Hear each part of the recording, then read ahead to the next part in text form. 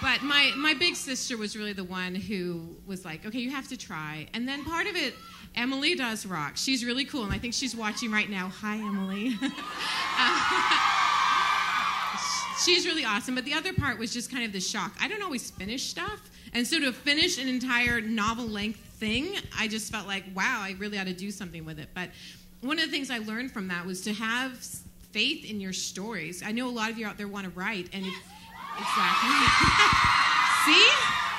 And you have to believe if you love it, if you're a good reader, you know what you love. And don't think, well, it's just for me. Think, if I love this, other people are going to too, and give it a try. As a follow-up to that, I mean, I look out at this audience and I see people of all ages, you know, girls, boys, you know, men, women, you know, a ton of diversity in this audience. When you wrote Twilight, did you have any idea, like, who you were writing for? When I wrote Twilight, I was writing for a 29-year-old mother of 3. And so all of this is just frosting. Yeah. All right. Next question. Shay asks, if you ever wrote the books again, would you add or change anything, like a different perspective? Not so much. What I would change, if I could go back and edit Twilight again, I would, because I really think that, you know, Twilight was my first attempt ever to write anything, and it just sort of flowed out, and I know my editors had a hard time, like, dealing with this person who had no idea what she was doing. And I think I could do a better job now. I really hope that as I keep writing, it's not. I can't even listen to it because it's like, oh, I hear all the mistakes. And that's part of being a writer. You just have to accept it's never going to sound perfect to you.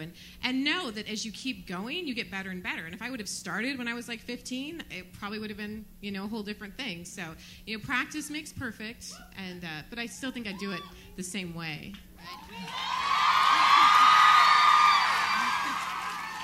Olivia asks, every author and reader has a character that they love to hate. Do you have a character that you love to hate? You know, that was interesting.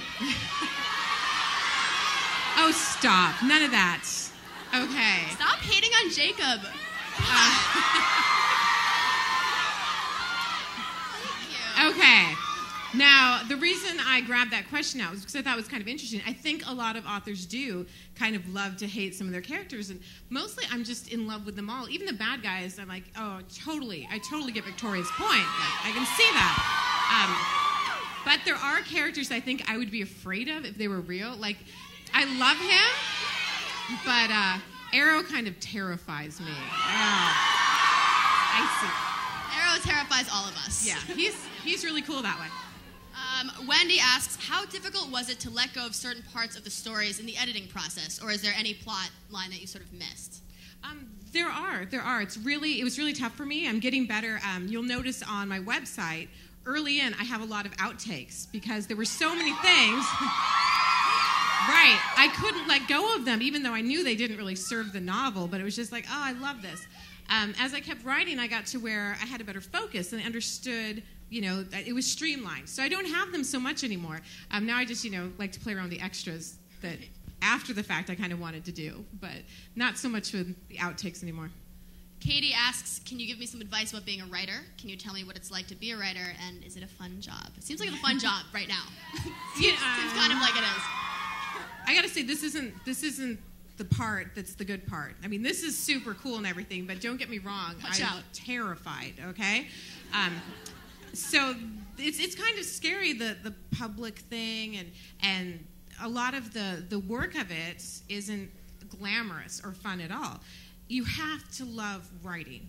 If you don't love that quiet part where you're just sitting down at the computer and there's no one but you in the story, if that's not what you really get a kick out of, then it's not the right career, because the glamour part's not really there. It's all about writing. So that's what makes it fun. And if you love to write, then just do it. Don't worry about who's ever going to read it. Write for yourself, and that's the best advice I think you can have. And I think we can all sort of agree that it is really inspiring to watch someone who's so passionate about their work and also so sort of humble and excited about the fan base and about all of their readers.